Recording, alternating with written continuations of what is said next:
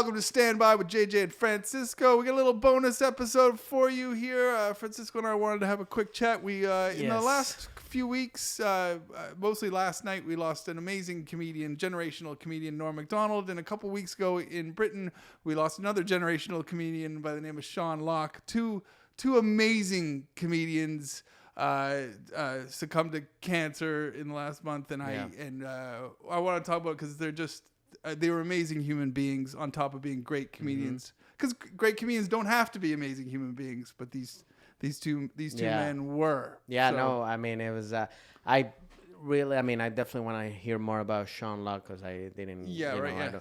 But for me, with Norm Macdonald, I mean I actually, when I did Last Comic Standing, he was one of the judges. Right. So, like, he was... So, I mean, it's not like I got to know him that way, you know. Yeah. And, like, and he was great, you know. He was, like... even watching him from, like, Saturday Night Live, you know, he's such a... He's one of those comics that you see and you're like, wow, how you know, because most comics... are, you know, we're all kind of in the same kind of like ballpark on how we do stand-up, but he did it so differently, you know, and so like nonchalant and kind of like with that dry humor, and then you're like, where is he going? And kind of like, but then he was so funny about it, you know, and it's kind of like, that's amazing, first of all, to just have that talent, you know, but also the fact that he, you know, inspire and you know, a lot of people, a lot of comics. I mean, Canadian guy as well. Canadian guy, yes. And I've met him. I met him numerous times. He was always nice to me. I had the luxury of touring with Sean Locke. You're gonna love when you stumble into Sean's comedy. It'll remind you of Norm in some way. The similarities are a lot, like the cynicism and this ability to put that offensive line out there and let it linger. Yeah. And just let it linger, just sit in that moment. Yeah. Both Sean Locke and Norm Macdonald had those skills. But I was going to say about the Norm Macdonald, his brother ran a club in Newfoundland in Eastern Canada, and they had the identical voices and stuff. And I remember all weekend when I was at that club, whenever I'd hear his brother's voice. Yeah. But I was going to say Norm was nothing but nice to me whenever I ran into him here in you know, I don't know if he ever got to know me that well, but he just kindness. And I wanted to start by talking about the kindness that both of those comics, both veteran comics, gave to younger comics like myself. Because Sean Locke, who's amazing, please look up his comedy. And if you're in America, you don't. If you're in the rest of the world, you already know his comedy. But he was always so nice to me in a green room. And you know this when you're younger. I mean, I'm sure you can remember the comics who were assholes to you. And the ones who were kind, you know. And I can. I always remember the first time I met you, JJ. Yeah, I was a complete asshole. You were a complete asshole. and then here we are. Now here we are. You're still an asshole. I negged you.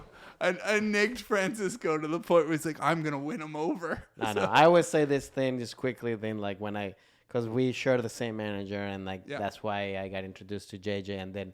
He's like, hey, he's going to perform here. So I went to see him. And, like, as a comic, you know, I judge people, especially comics, if they're funny or not. Or if they're, and it's not about, I would say, it's not about the person killing on stage. It's not about, it's about, you could, right away when you got up, I was like, oh, this guy's experienced, he's done it, right? You could tell, and I was like, okay, he's cool, you know. So I was like, because if you would have bombed, I would have been like, you'd be like, all right, see you later. It would have been Stand By with Francisco.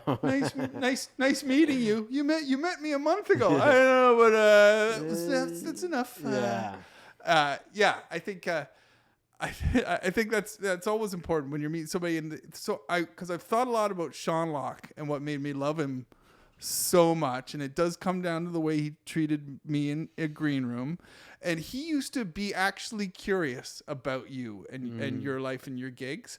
And that's what I was going to say. There's some asshole comedians out there that don't give a shit about you. There's ones that'll try to trip you when you're a younger comic. You know, if you're there, I had one that stole my jacket and wore it on stage and sweat through it and everything, and then came back in the room afterwards and just plunked my jacket down. And it was just like this fucking. I was like, what the hell is this? And I had one that tried to trip me when I go through the curtains. They all wanted, there's ones that they just want to take you down a peg. Yeah. You know, or there's shitty hosts.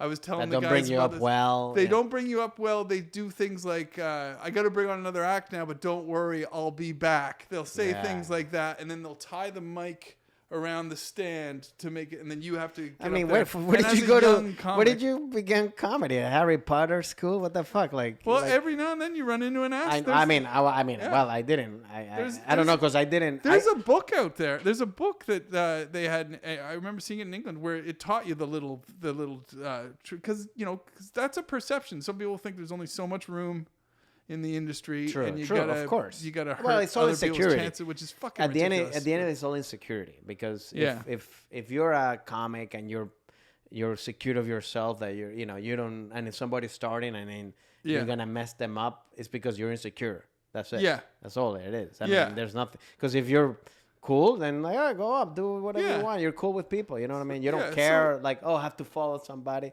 Exactly. So I was trying to think of the extra steps that Sean Locke used to take to make you feel special, because sure, comedians can be nice to each other backstage, so there's the assholes, then there's the nice ones, but then there's the ones who make you who let you know they're interested in who you are and everything. Because I was trying to think of all the times I've worked with Sean and everything, and he used to ask me what I had been up to. And when I would tell him, and it would be in terms of comedy clubs or whatever. And he, of course, hugely famous comedian, he had long since left the comedy clubs that I was talking about, but he used to love it. If I had said to him, I played Bound and Gagged in West London the other night, then he'd be like, oh, is so-and-so there? And, oh, do they still have that room? And you get in that conversation with him. And I remember thinking, you don't get that from all these comedians, even ones who went through those clubs. As well, they don't give some of them don't give a shit about that after we left. And but Sean Locke used to always make me he made me feel like, I guess I was a professional comedian, but I was just so new, such a baby comedian, and he made me feel even more professional. Which is cool because when you've got that famous comedian talking to you about the 180 seat club that you played the previous night and just seeming really interested, and he was just one of those guys that did that.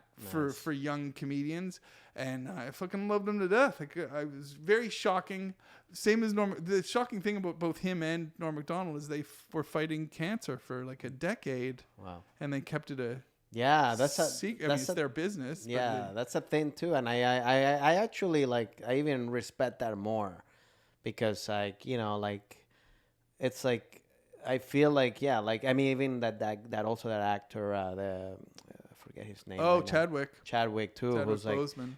You could tell even he his appearance. When he was and people were making fun of him or whatever. Yeah, why isn't he eating? And it's kind of you never know what. Yeah, it's kind of, so it's I feel I think it's in two ways. It's you don't need to tell people that, but also I respect them, because I think also it's what are you gonna do? You gotta keep living. You gotta keep working, and it's and if you can, I guess what Norm did, because I was even thinking about it. I think it's because I don't know how long was last comic standing when I did it, but I don't think it was 9 years. So I think 5 years ago maybe. Yeah, or 6. I don't remember. But so I guess even when he was going through it, he was which is crazy. And it's to just still being yourself. You know what I mean? And I think that's respectable, and I admire that for people that do that, because I feel you don't it's what are you gonna do? What are you gonna gain out of it? Yeah, it's weird. I remember because I was over in Britain in 2019 just before the pandemic, and I remember finding out that Sean Locke had taken a step back. It didn't even dawn on me that he was ill. He took a step back. What do you mean? So not doing shows? He had taken a step from touring and from comedy, and he was also on a TV show and stuff. And but anyway, it's a secondary thought. But I was like, oh yeah, it didn't dawn on me. It just dawned on me that he's rich and famous, and I'm like, oh, I would like to run into him now. And now I'm now you'll never run in. You'll never see these people again. But it didn't even dawn on me that he was sick. Mm-hmm. I thought he's just loaded. Yeah. He's just rich and just taking some time off. Yeah. And now I've had all this time to reflect on. I feel guilty about pushing the pause button on a lot of things. There's a lot of I always thought I would see Sean Locke again and work with him again. I always thought I would get to know Norm Macdonald better than I knew him. You know, I thought I'm gonna be at a club I'm gonna do a weekend with. He'll see me someday and he'll be like, yeah, that kid's Canadian. I want him to work with me or whatever. You know, I held on to those hopes.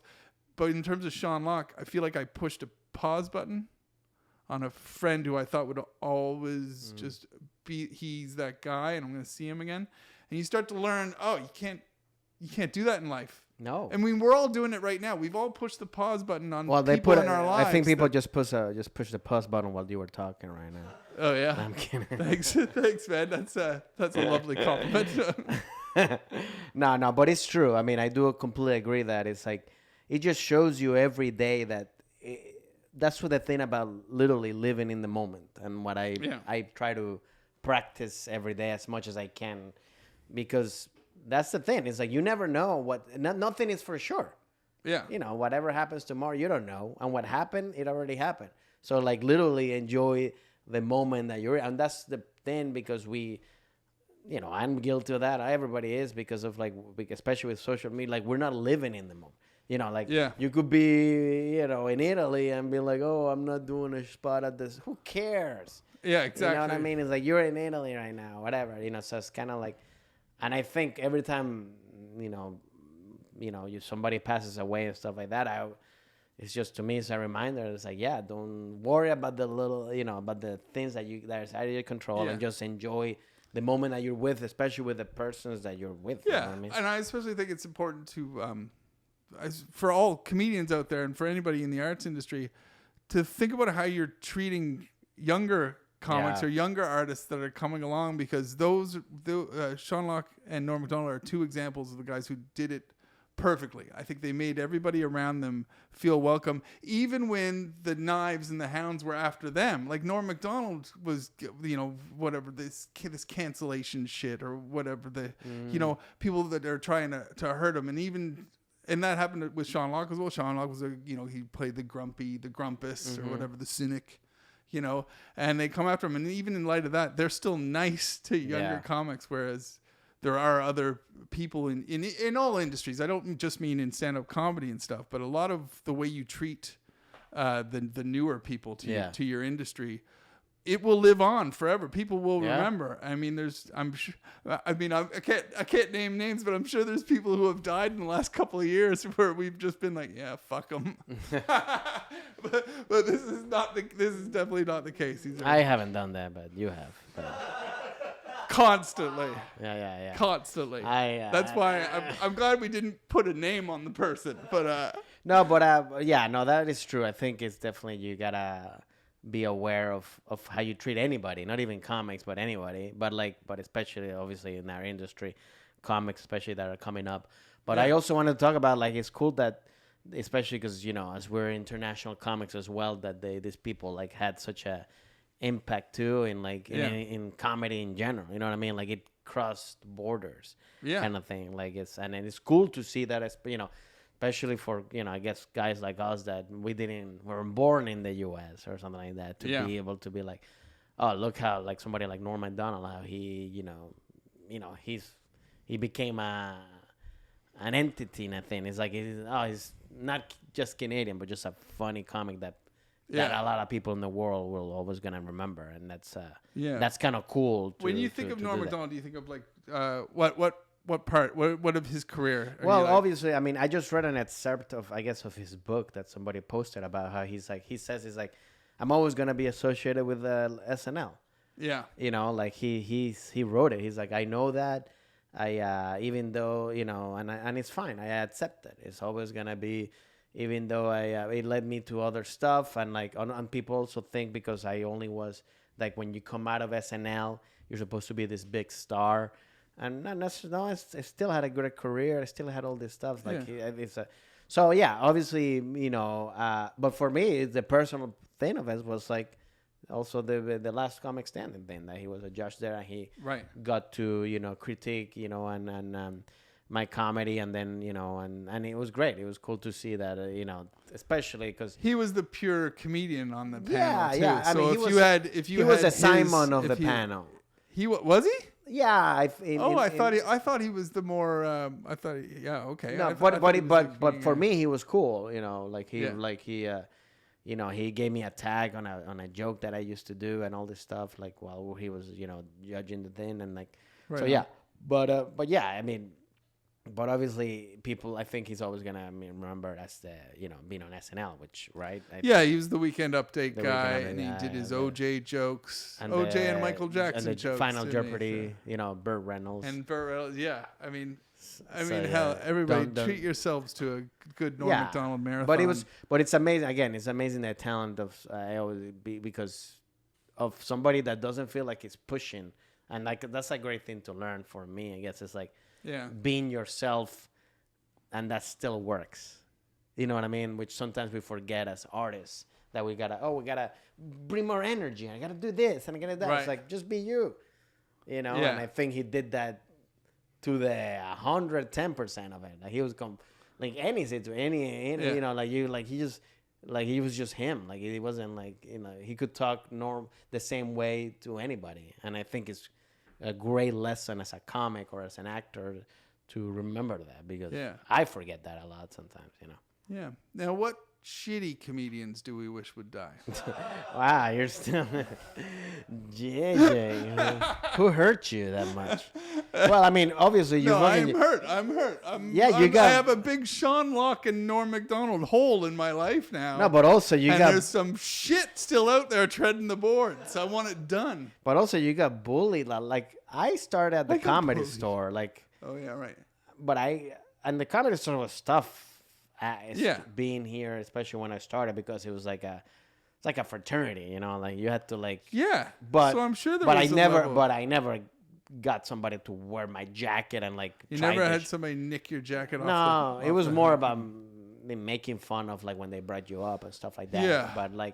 But I think for me, I just made fun of them, and then it kind of like he stood up for himself, and definitely. Well, see, that's what I always used to tell myself was when you had the asshole comedians that you were working with, and I used to tell myself, they're just helping me build my tough skin. Yeah, right? They're helping me get tough. If you can, if you can handle a veteran comic giving you shit backstage, then no heckler in an audience is ever going to let you down. Yeah. So then you rise above, and you give them the shit back, and you end up growing like that, and then you tell yourself, that's right, they were making me tougher.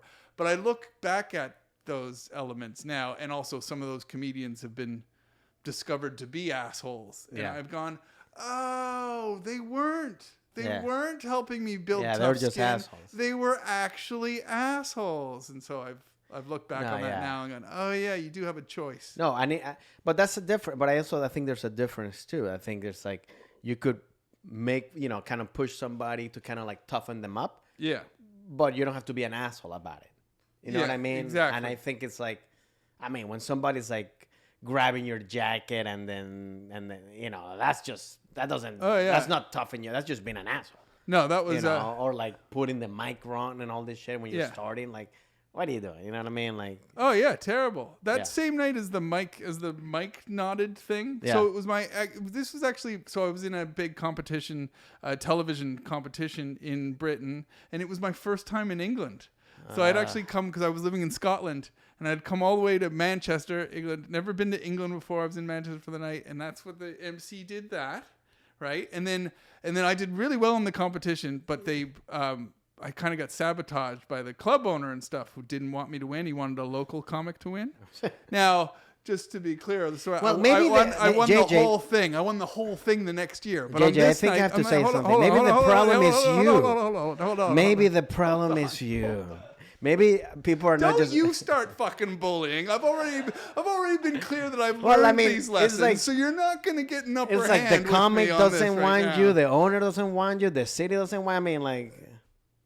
Okay, not the case. But anyway, so I'm upstairs in the green room, and I got then I had the club owner like blowing smoke. He was like smoking a cigar, blowing smoke in my face, going, "Why the fuck are you here?" What is this, Dick Tracy? It was a bit Dick Tracy. Yeah, exactly. So was he like in black and white? Yes. He was actually, he had a guy next to him who was also trying to give me like scare tactics. He was like the bouncer. And he had like crooked teeth and his name was Skip. What the fuck? I was getting a shakedown by some greaseball wannabe gangster in North Manchester. So what did he and say? A guy called What did he Skip. say? He was like, "You have no right to be here," because I was Canadian who had won Scotland. I had won the Scottish heats. You won the whole Scotland. I won. You're the king. I was You're the king William of Scotland. Wallace. I was the king of Scotland, and now I had come down to England representing Scotland. Yeah, of course they don't want you. Which makes all the sense in the world. Me representing Scotland. So yeah, that was basically the gist. And then, I won the whole thing the next year anyway. But that night, that was terrifying. And I had to, So what happened? The guy went like, "What are you doing here?" And blow. And then, yeah, they were. And then you're like, "I'm sorry, sir. I just want to make people laugh." That's exactly how it went down. That is super. I'm sorry, sir. It's just I want to make people laugh. Get the fuck out! Get out of here. That's all I want in life. And then he went like, and Christmas is not real. Yes, he ruined fucking everything for me. And then he was Scrooge. So yeah, there's a bit, but I think you guys have a very cliquey comedy here. Like you guys have kind of groups of no, it's yeah, weird, but here thing. it's Whereas LA. in Britain, LA. there's individuals who are dicks. And But that's what I mean. I think LA is like more like it's not as direct as what you had. Right. You know. Yeah. Like here's like, oh yeah, you're my friend, and then they talk shit about you. Yeah, You know what I had mean? somebody. But over there was like they're like literally like bullying you, like right in your face. Oh man, yeah. I've told people this story about the learning of the clickiness in Los Angeles or in Hollywood, these little clicky groups, because there are some very untalented comedians that get themselves in a clique. JJ came firing today. He's calling people assholes, untalented comedians. I mean, this death is hitting you fucking hard. out there, man. Echoes Under Sunset, you know that gig? No, I was doing that. I don't remember. Echoes Under Sunset, and it was like 5 years ago when I first moved here, and I was outside with two other comics. I'm sure they're not successful. Wow. Just to stick with the theme. But anyway, I who's bullying now? I remember fucking rights. If they are still, and I hope you quit. Oh, wow. Anyway, I was outside having a cigarette. These guys asked me for a cigarette, right? So, and they're standing there and they started talking about, I guess LA had just had an earthquake, and I just got back from New Zealand, and they had an earthquake in New Zealand. These guys had taken cigarettes from me, and I just started going, "Oh yeah, I had an earthquake in New Zealand as well," and they kind of ignored me, and I thought that's weird. That's weird that they're kind of ignoring me. And then like 4 more comedians came out of the club, and they all kind of formed a little 6-person circle there. Yeah. Now they were between me and the door to the club. Okay. So I needed to go back in to do my You're spot. like, excuse me. And I went, excuse me. And one of the guys who had bought a cigarette screamed like, "Get your head, don't fucking touch me." And then they all turned into these fucking like offended, like, I was like, "All right, little boys, what the fuck is going on here?" Wow. No, I was brand new to Los Angeles or whatever, but that was my first lesson in like, oh, you're all a bunch of little clicky dicks. Well, I think your first lesson is that smoke brings you bad luck because like. Okay, like, good lesson. because first the guy in England was like smoking in your face, like what are you doing? Right, and now this guy's like smoke, and then they're bullying you. So like I think that. So I just need to stay away from cigarettes and cigars, and everything's gonna be okay. But that's crazy. Yeah, I mean, I never had that either. I think clickiness to me was more about like, like you work with only the people that you want to work with, and you don't want to branch out. Right. I mean, you're just getting like. Prison bullying. Like, that's different. You're like, hey, what the fuck? Don't touch me, man. Yeah, well, that's what I consider the want to take it to the yard? Exactly. I'm going to throw down. I don't know who you are. Never seen you around here before. Yeah, I never had that. That's weird because I'm more used to comedians who would have some curiosity of like, oh, you were in New Zealand, or what's the deal, and like none of it. None. But that's what I find. That's why I consider it a little clicky. But again, I think it's like whenever like you don't treat somebody bad, it all comes from insecurity. You know, because again, like if somebody comes in, like somebody new, I'm like, hey, what's up? How are you? How you doing? You want to meet the other person. But like if you're treating somebody like just right off the bat. Yeah. And obviously that means that they're insecure about you. This is like the old saying. I'm not sure if it's our industry saying, but like other people's successes are not your failures. There's plenty of room out there. There's plenty of room for a Francisco Ramos. You don't have to steal a spot from anybody like that. It's all about you becoming Francisco Ramos. I mean, sorry, I took your spot, but they told me they needed a Latino comic. Fuck.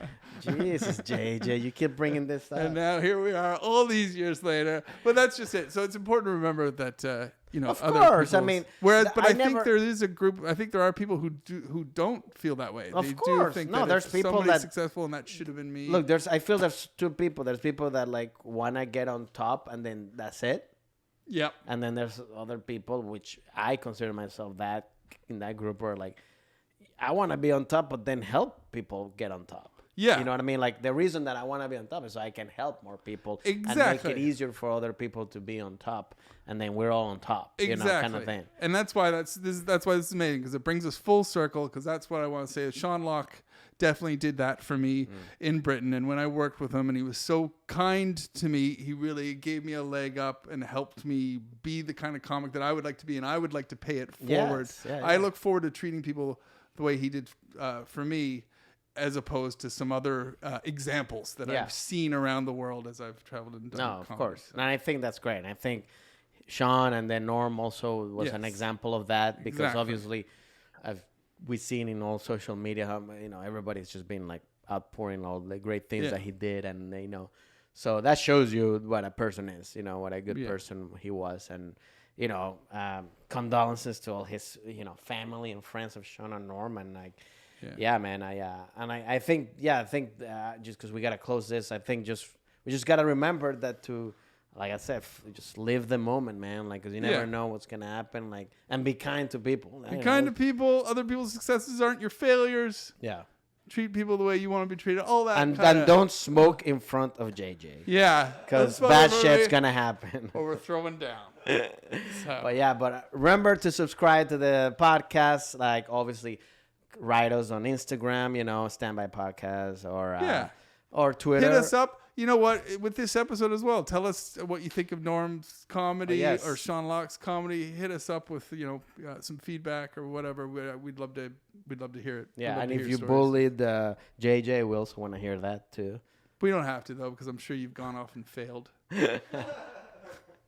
But subscribe to the channel, guys. Thank you for watching. Thank you for listening. We'll talk to you later. Bye, hello. Later.